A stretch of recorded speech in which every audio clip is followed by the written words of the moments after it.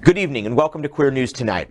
This is the world's first and only LGBTQ+ daily evening television news, broadcasting live and then available on demand on all smart televisions, including Roku, Apple TV, Android TV, Amazon Fire TV, and YouTube and Facebook. It's time to queer up the news. It is Thursday, May the 4th. May the 4th be with you. 2023. We are live and literally out of the closet and into the headlines. So many of your important stories we are going to tell this evening on Queer News Tonight.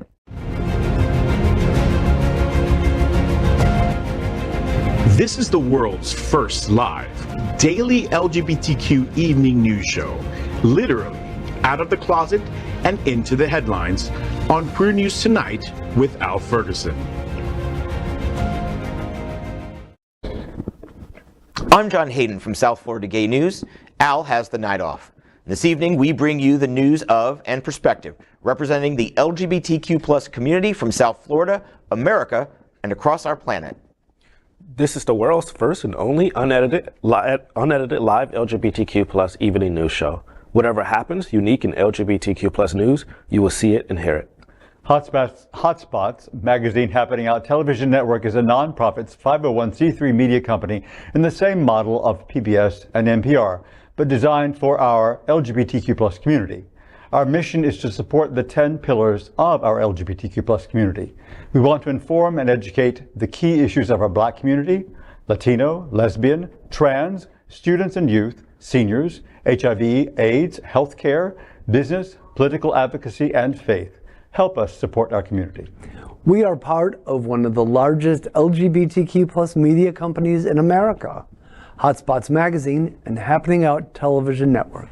Our magazine is celebrating 38 years of the LGBTQ+ experience, and our television news, talk, and entertainment shows support our mission to educate the LGBTQ+ and broader community. Well, let's begin by meeting tonight's panel, and what a panel we have. Up first, Elijah Manley. Elijah is community organizer, activist, and formerly the youngest ever candidate for the Florida House of Representatives. He is the owner of Benchmark Strategies, a South Florida consulting firm. Welcome, Elijah. And you and I, we're going to be hanging out this weekend. I look forward to it. Yeah, it's 6 o'clock at Center for Spiritual Living in Oakland Park. It's the PRISM annual gala. They do so much work for the youth in South Florida, and it's going to be great that we can be there to support them. You can still get your tickets on sale right now. Can you? Can you bid on silent auction too? Right? Yep. Absolutely. So bid. Max Penning will thank you. He will be very happy. Let's welcome anchor Dale Stine. With a background in music and the arts, he is a well-known photographer, having captured images of internationally acclaimed DJs, drag personas, and other entertainers, including our very own Faye Watt, as well as some of the hotties you see on the covers of HOTspots magazine.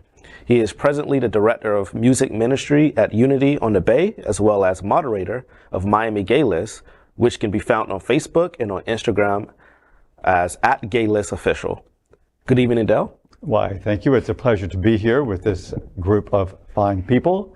And with HOTspots magazine in mind, be sure to look next week on stands and online, hotspotsmagazine.com. We have our special swimwear issue, and I did the photos. So it was a great. I'm sure you did. You know, the photos, not the models. We appreciate the sacrifices that you make to promote our community. You know, you do what you have. You're a hero. You know. Anyway, let's welcome anchor Gregg Shapiro. An inductee into the Chicago LGBT Hall of Fame, Gregg is the author of 9 books, including the forthcoming Refrain in Light, an entertainment journalist whose celebrity interviews and music reviews run in a variety of regional LGBTQ+ and mainstream publications and websites. His movie review column called Screen Saver can be found in South Florida Gay News, San Francisco's Bay Area Reporter, RottenTomatoes.com, and more. Good evening, Gregg. Good evening, fellas and friends. And one of those interviews you can find in the new issue of SFGN, my cover story interview with the one and only Margaret Cho, the chosen one.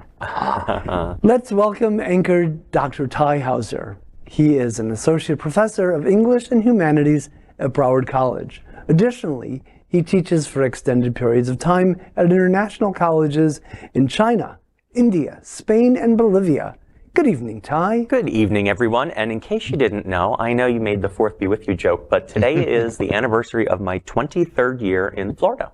Congratulations. I picked up and put everything I owned into a little Hyundai Elantra and drove down 23 That's years what that post. So you moved. So you moved here when you were 3, Yes, yes. and you were driving. Wow, That is sweet. You don't have a chance. We are the reporters for Queer News Tonight, and this evening we begin with the queer headlines. The LGBTQ plus community in South Florida and across America is diverse.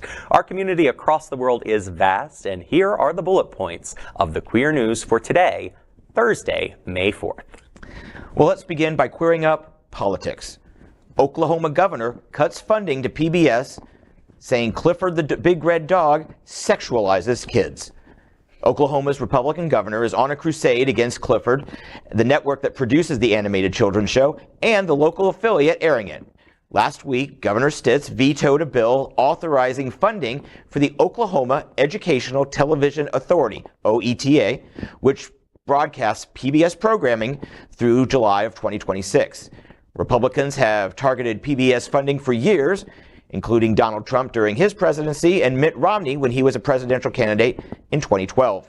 At a press conference, Stitz said, quote, "I don't think Oklahomans want to use their tax dollars to indoctrinate kids. And some of the stuff they're showing, it just overly sexualizes our kids. There's elevating LGBTQIA2S plus voices." A spokesman for Stitt's office claims that the cut stems from 2 cartoons, Clifford the Big Red Dog and Work It Out Wombats, featuring lesbian characters in some episodes. Ken Busby, a board member of the fundraising nonprofit Friends of OETA, slammed Stitt's recklessness in vetoing the bill. He said, quote, "No civilization since the Norman conquest in 1066 has survived that did not support arts and culture," end quote. On Monday, Stitt continued his war on the LGBTQ plus community, signing SB 613, banning all forms of gender-affirming care, including reversible puberty blockers for anyone under the age of 18. It also makes it a felony for doctors to provide this care to trans youth and allows prosecution of healthcare professionals until the patients turn 45. I mean, and that's what it's all about. The pattern has emerged. It started really in Florida, grew to Tennessee, and slowly in other red states. But this is just coming out what it is. It's outright censorship. He says it promotes, LGBTQIA2S plus. It doesn't promote it. It just shows it. It acknowledges that it exists, and they want to erase us. And gender roles are incredibly important to the patriarchal society that Republicans are trying to drag us back to. They have declared open warfare to reverse everything that's happened since 1960. And now they're just saying, we're not even going to try to pretend. This is what we're doing. You don't matter. Go die. To be clear, Republicans indoctrinate. LGBTQ folks, we don't indoctrinate. Really, we never did. And not that Oklahomophobia was high on any queer tourist's list of places to travel, but it should now be avoided at all costs. There's nothing there, really. Well, it's just a shame there was such a great musical. And that's so wow. Right. There's got to be something there for them to call on. Yeah, I'm sure. I want to know if they're going to be sending kids to Hooters or other shows that they have on TV where they're indoctrinating kids into heterosexuality. Are they going to ban those shows, or they're just going to ban Clifford the Big Red Dog, which I don't understand how the red dog is sexualizing kids. First is Mickey Mouse, and now it's the red dog. What's next? Well, it's a rough life. Cartoon Network. This has been, of course, going back. I mean, we went back to, of course, the last 10, 15 years, but Newt Gingrich's contract with America went after NPR and the National Endowment for the Humanities and National Endowment for the Arts because they didn't like the kind of art that was being funded, as well as what PBS was doing. So this has been a long-running theme in the Republican Party to get money away from anything that promotes free thought and progress. It's mind-boggling that the alleged party of small government could not be any grander large. It is ridiculous. Well, they want to control our entertainment, our health care. Both of these are talked right here. Our journalism, they're going after everything. this year?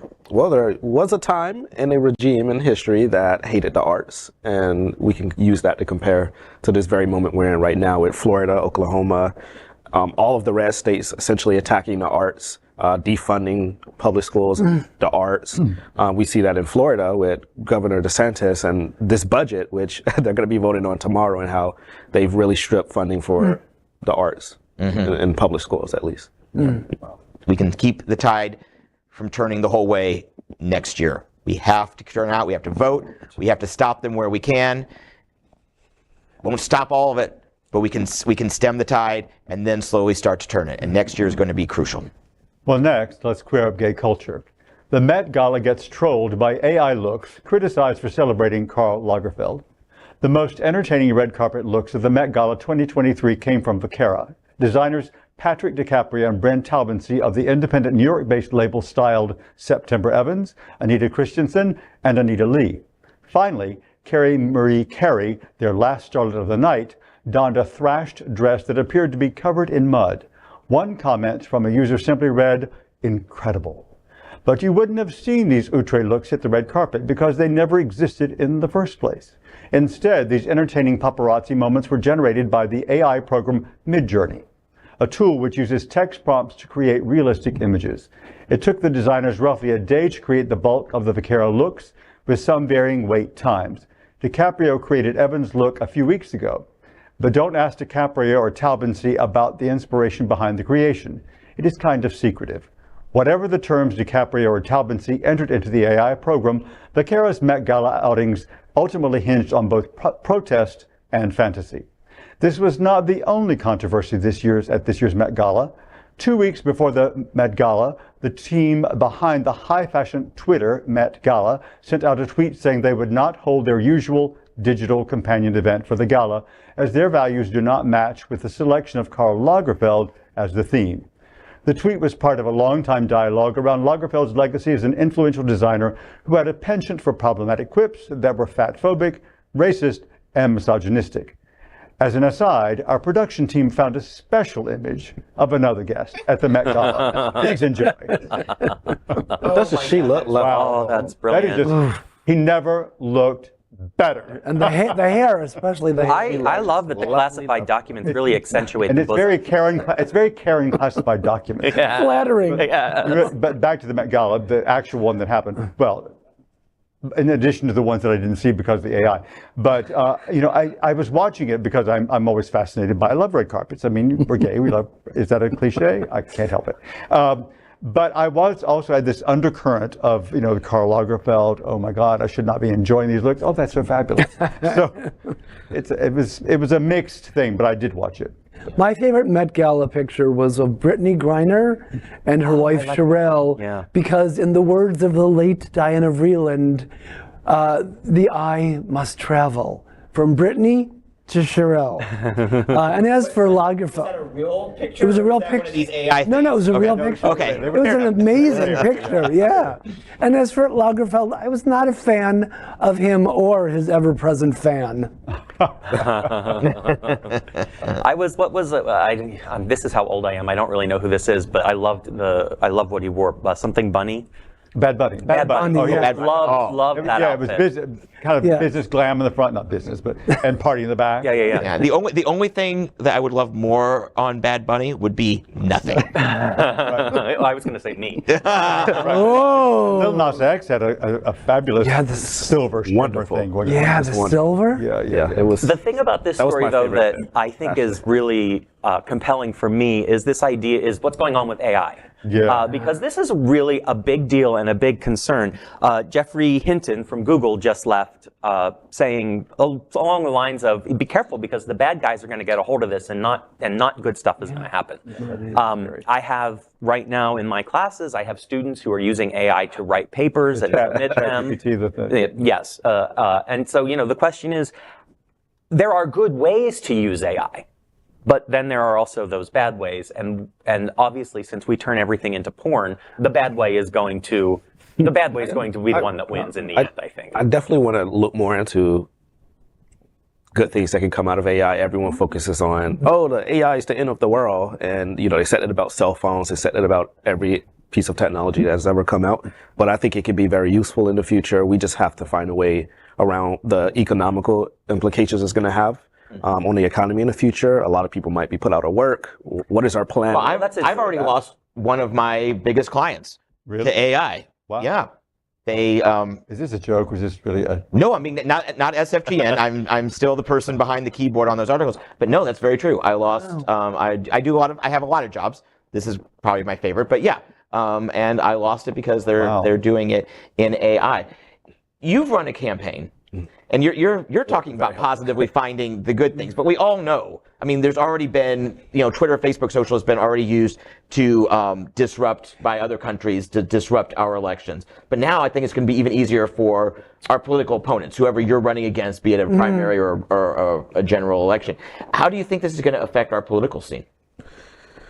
That's to be determined, but I do believe that it's going to be very important to make sure that folks can't use fake images, doctored videos. I mean, I watched a video on YouTube not long ago of someone having Joe Biden say something insane, and I knew it was fake, but a lot of people probably will see that and think that it's real, and that's going to have very important implications next year in a presidential election. Especially people who are just watching a certain kind of news and not really knowing and believing some crazy stuff anyway. Right. So people are quite gullible. It's going to be up to lawmakers to really decide how to move forward on this.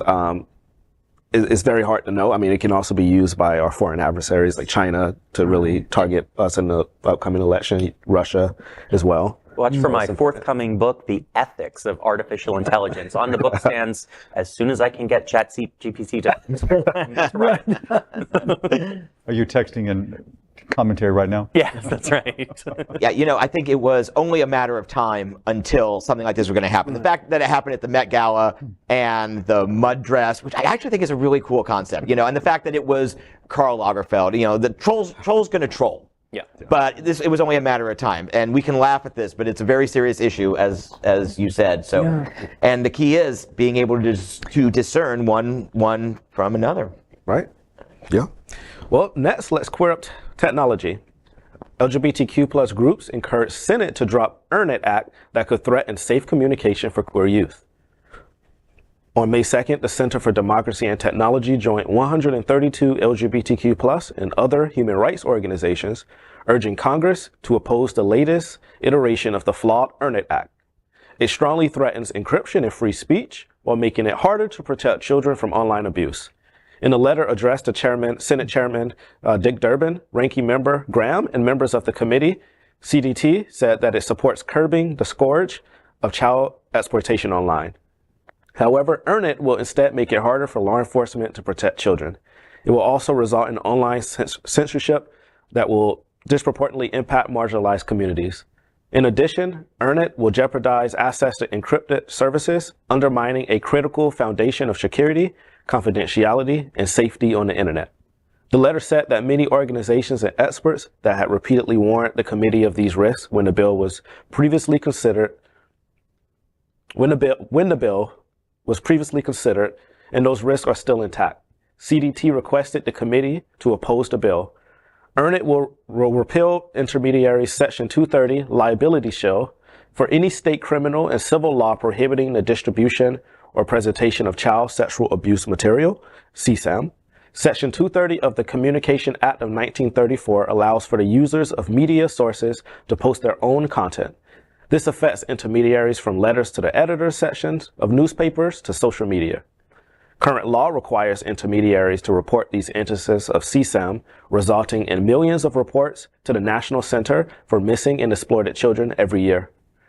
Earn It would vastly expand the liability risk of hosting or facilitating user-generated content by permitting states to impose criminal liability when intermediaries are reckless or negligent in keeping CSAM off their platforms.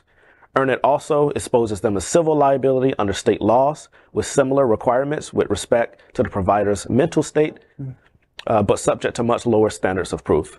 This could close down many platforms that closeted LGBTQ plus youth use to reach out for help. I don't know where to start with this. There's so many things wrong with this bill in itself. I know Florida just actually passed a law not long ago. There's geared towards political speech on social media, but it will pretty much allow folks to sue Twitter and Facebook for political speech, for blocking their political speech, so they say. But I think what's most concerning to me is the implications regarding data privacy, just making it really hard to encrypt these messages, or have a really safe social media site, I think is threatening to all of our data privacy. Foreign countries and adversaries might be able to just hack Facebook and Twitter. They've done this before, make it easier. So I'm very worried about that. There are 1,000 other things. I mean, obviously, LGBTQ youth are definitely going to be threatened here with this, but I think there are even larger implications for everybody. Well, this is classic Republican strategy. Look over here while we do something else over here. We're going to argue that this is about protecting children, but really what we want to make things less secure for everyone, so that we can spy on you more easily, or find out what you're doing, or come after you. I mean, obviously, no one is pro child pornography, and obviously, we want to get rid of it at whatever means possible. But there's a balance here. We need to enforce the laws that are already on the books. We need to look for the right channels of squashing child pornography, and we need to still, at the same time, be protecting our First Amendment. And, what's also concerning to me, I mean, I know we just passed in Florida the 6-week abortion ban, and I know there was talk amongst Republicans to use social media to go after women who might be communicating with other people in other states trying to get an abortion or to get care.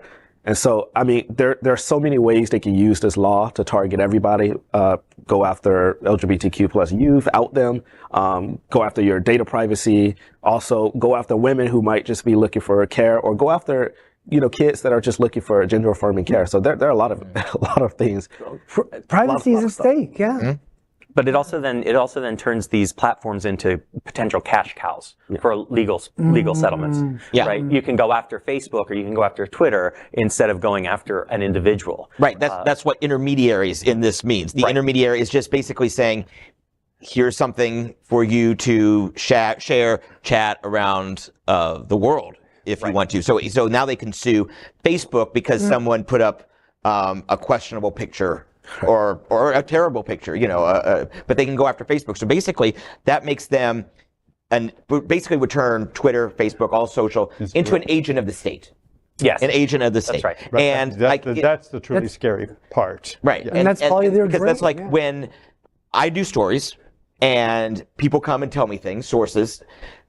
Police can use anything, and prosecutors can use anything that I write that I put into the public sphere to prosecute or follow up leads, and that's completely fair. But they can't compel me to share anything else that's not written, because otherwise people won't tell me anything, because journalists would be considered an agent of the state, and it's a very parallel type situation. It's something very scary to go after, and as you said, the civil suits is part of the Republican playbook. They, like Texas last year or the year prior, when they did their abortion ban, they said that if you think your neighbor has had an abortion, you can sue them. You can sue the Uber driver who drove them to the airport to fly to New York for wherever. It's all about control, and they're doing it at every single level in every state that they control. So there's so much coming at us, and believe me, because we sit here every week, we read it. I see news feeds come across my social feed and everything like that, and that's what they're doing. They're overwhelming us.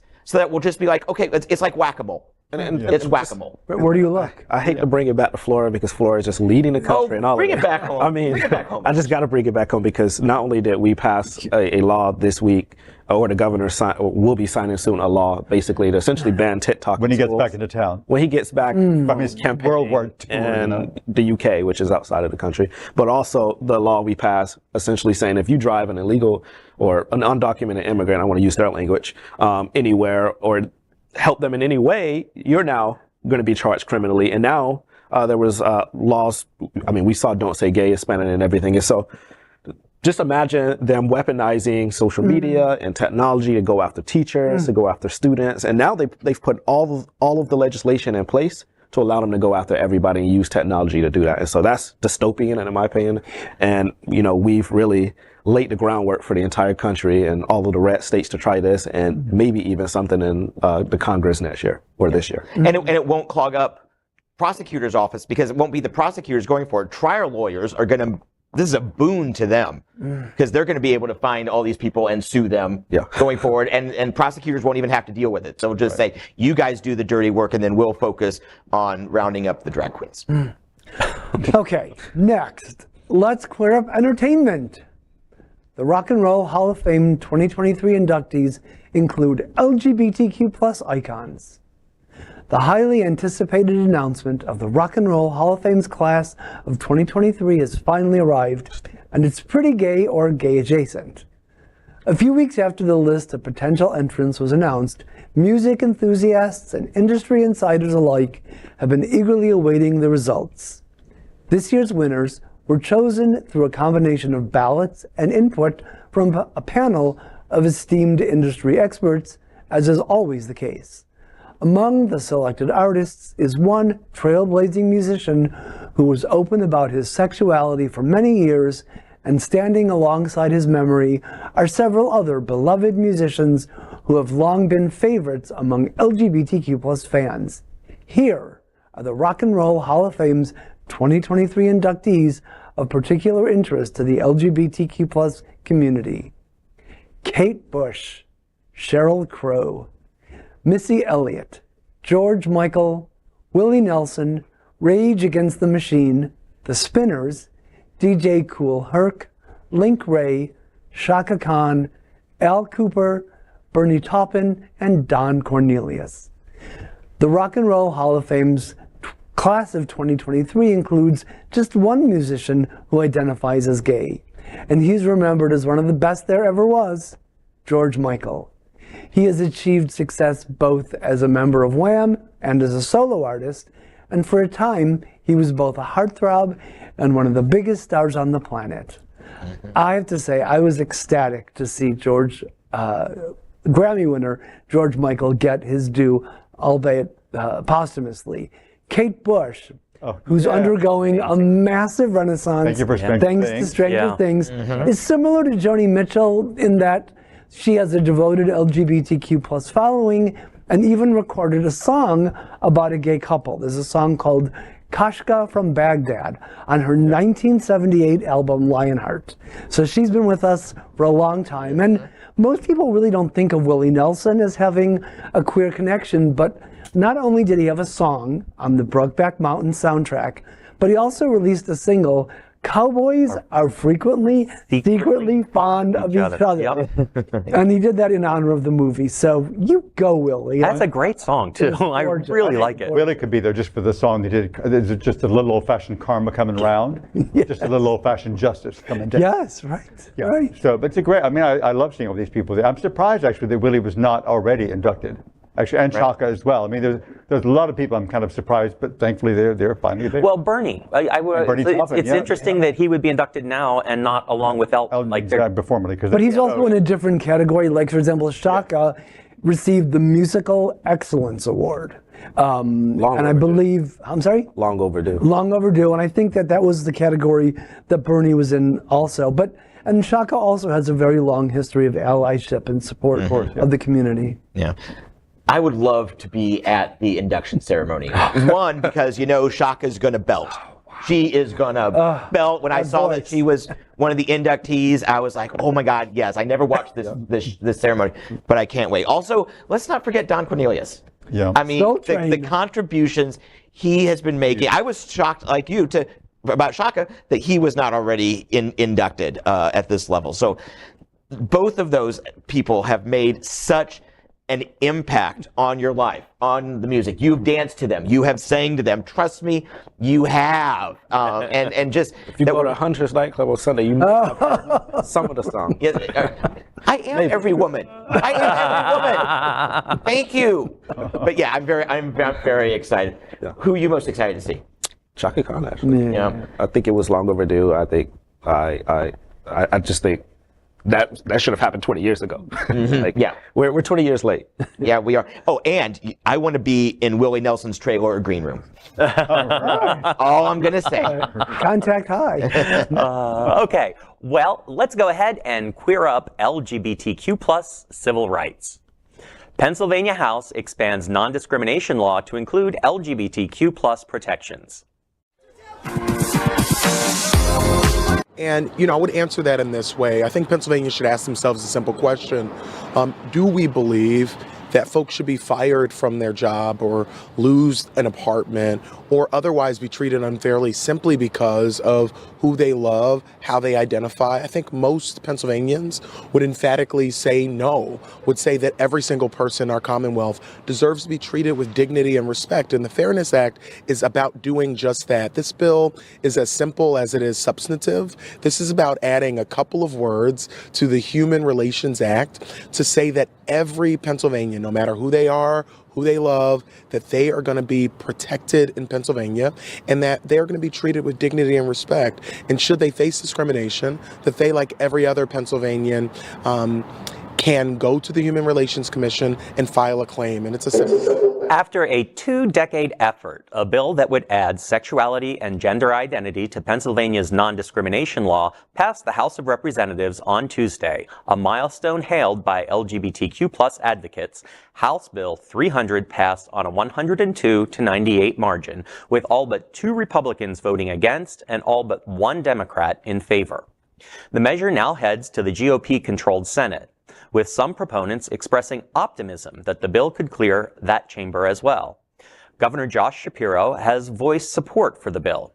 HB 300 amends the Pennsylvania Human Relations Act, which governs the Pennsylvania Human Relations Commission, the body that investigates and adjudicates complaints of discrimination in housing, employment, and public service. The Commission can levy fines and refer cases to court for further resolution. In addition to race, religion, and other attributes listed in current law, HB 300 would add sex, sexual orientation, gender identity, or expression to the list of prohibited types of discrimination. But supporters of HB 300 have said that regulatory rulings and court precedents are not the same as actual law, and that many members of the public are surprised to learn that discrimination against LGBTQ plus individuals remains legal under the PHRA. Of course, I love to say this. The Commonwealth is my home state, and I'm very proud to be from there, and I always like to see progress being made in Pennsylvania. But to Representative Frank Burns from Johnstown, I know that it's a tough district. You've got part of your constituency that's leaning pretty far left, part of your constituency that's leaning pretty far right. I know you want that re-election, but you're a Democrat. You're a leader. You need to lead. So I'm sorry that you missed the step here on that vote. Wow. Well, he got burned. So for a lot of us, we would not be sending him money in that campaign. So. Well, once again, things are happening in the Northeast that stand little chance of ever taking place here in the Southeast. I just wish the weather was better, and then I'd move up north. Right. It is good news, though. I mean, you're right. But what is so tough for us in this moment is the dichotomy of the way things are taking place. I mean, it's just like night and day. So it's a whiplash effect because, you think, okay, this is great, but there are so many things that are the opposite of this. It's almost hard to really enjoy and relish the moment, but it's important to do so and take note. 22 years it took to get a committee. Well, at some point it got a committee here, but it would just die upon arrival to a chairman in their committee for decades. 22 years. We reported a couple weeks ago that it had finally cleared the House committee, and then now tonight we say that it has passed the House. That's great. I'm glad. I mean, I don't really know Pennsylvania politics that well, except that it is now, after this last Florida election, Pennsylvania is now the swingiest of swing states. And so there's a lot to look for there. But the optimism shared in the Senate is dubious at best, because like you said, it's so swingy and it's so tight. It's 28-22 for Republicans in the Pennsylvania Senate. So you've got to peel off 3 Republicans. And that doesn't sound like a whole lot, but when there's only 28 to work with, you're talking about, a sixth of the conference, about almost 1/7 of the conference. So the House is slimmer. The House is I think 2, and there's special elections coming up, so people need to vote. Well, but the House was a Democrat, though. I mean, they're the ones who moved it through. I'm just all of that progress can go back if we don't vote in those 2. If people in Pennsylvania don't vote in those 2 special elections. Do you know when those specials are? I want to say it's in about 6 weeks or so. Okay, so it's like we're on the doorstep. Yeah, I'm not too familiar with their election schedule in Pennsylvania, but I know from all of the news that people are paying attention to that in Pennsylvania. All right. Well, next up, we are proud of our special partnership with Sunshine Cathedral, the world's largest queer church here in Fort Lauderdale. Supporting that partnership, we are broadcasting from our permanent set here at Sunshine Cathedral at the Happening Now television studios. We broadcast Sunshine Cathedral Sunday International Service at 10:30 a.m.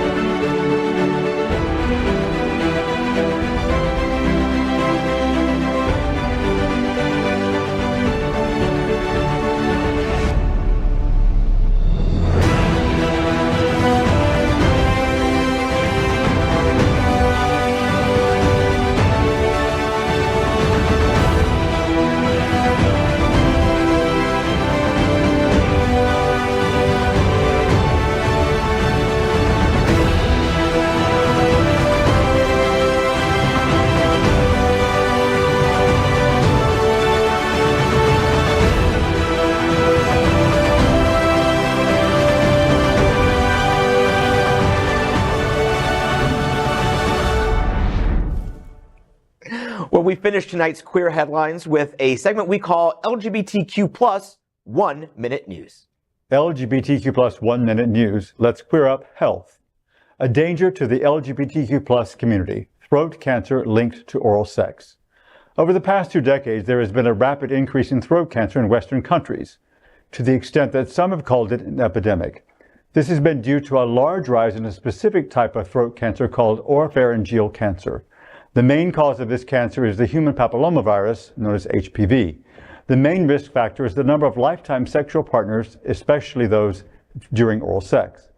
Those with 6 or more lifetime oral sex partners are 8.5 times more likely to develop oropharyngeal cancer than those who do not practice oral sex. Behavioral trend studies show that oral sex is very prevalent in some countries. In the UK, 80% of adults reported practicing oral sex at some point in their lives. Should the LGBTQ plus community of the USA be worried? LGBTQ plus 1 minute news. Let's queer up politics. New Chicago City Council to become the gayest in the country. The new City Council will soon have Chicago's highest ever representation of lesbian, gay, and bisexual older people, offering key opportunities to strengthen the city's reputation as a beacon for LGBTQ plus rights while protecting the most vulnerable members of the community. The number of openly LGBT identifying older people in Chicago will grow from 7 to 9, comprising 1/5 of the council when members are sworn in on May 15th. No openly transgender or non-binary older people have been elected in Chicago. According to the Victory Fund, Chicago now has the highest number of LGBTQ plus representatives of any city in the nation. New to the LGBT caucus are older people-elect Lamont Robinson, Jesse Fuentes, Bennett Lawson, and Lenny Mana Hoppenworth. Many of the LGBT caucus's members rallied behind Mayor-elect Brandon Johnson throughout his campaign, and the 9 older people said those connections will help them enact policies that strengthen Chicago's reputation as a welcoming city for LGBTQ people. LGBTQ plus 1 minute news. Let's queer up HOTspots. HOTspots, Hot Topics, Town Hall Series, What is Safety? Do not forget to be at Island City Stage on Tuesday, May 9th at 7 p.m. for Hot Topics, Town Hall Series, What is Safety? Be part of the conversation with Wilton Manors Police, community members, and the City Commission about LGBTQ plus safety in the Island City. The panel will include Jameer Baptiste and Jasmine Rogers as moderators, Wilton Manors Commissioner Chris Caputo, Assistant Police Chief Darren Brodsky, Police Chief Gary Blocker, business owner Carvella Striplet, World AIDS Museum Executive Director Terry Dyer, and Equality Florida Field Manager Mary Eakins Durant.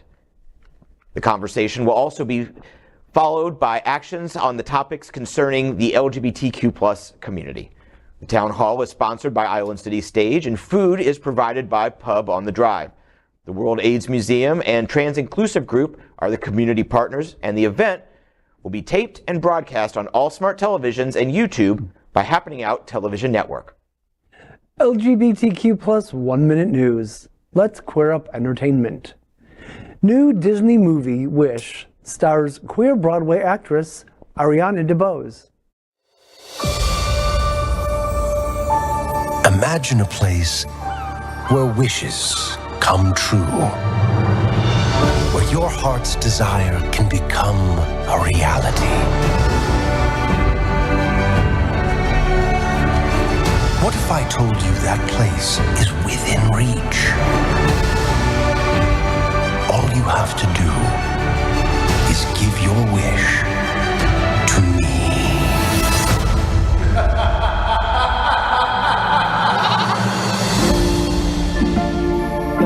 I wish.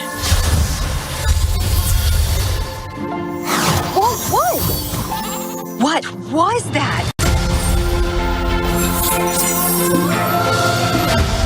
Whoa, what are you doing? Valentino, don't eat that! It didn't work. When does the magic happen, huh? I'm talking. I am talking. Ha! Who knew my voice would be this low? So I look up at the stars to guide me and throw caution to every warning sign. I'm sure there will be challenges that find me, but I can take them on one at a time.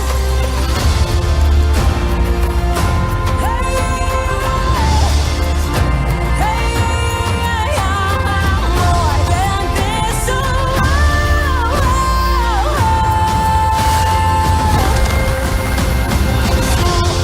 make this wish to A new Disney princess is here.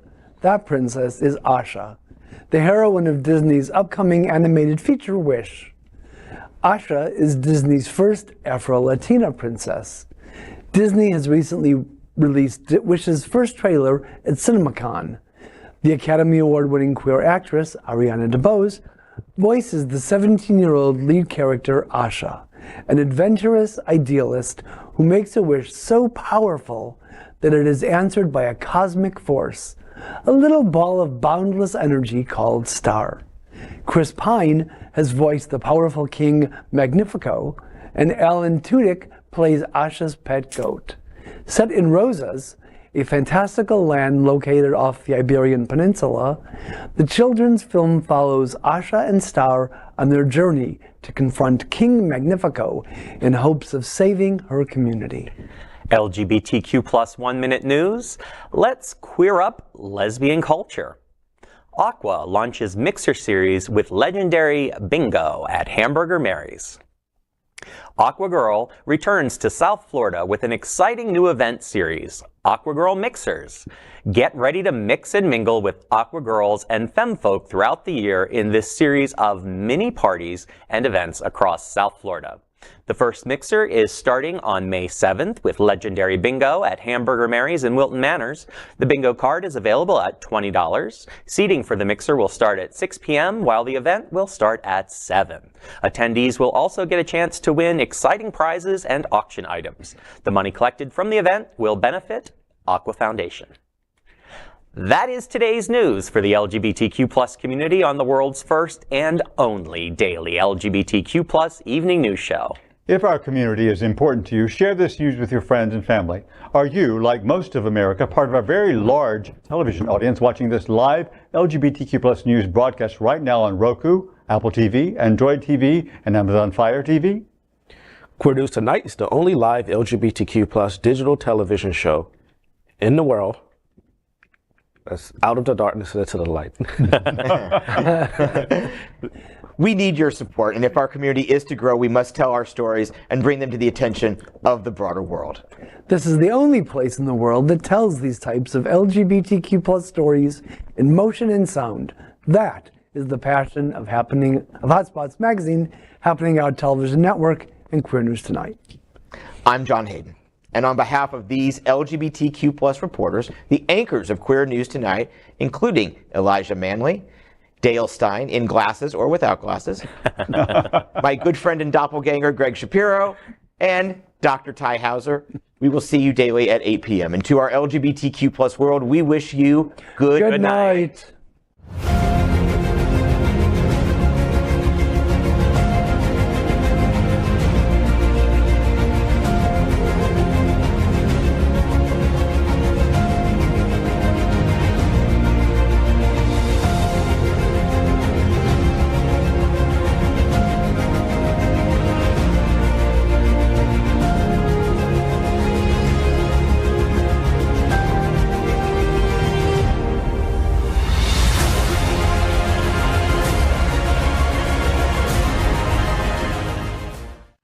LGBTQ plus news is vital for our community and for the broader world as a whole.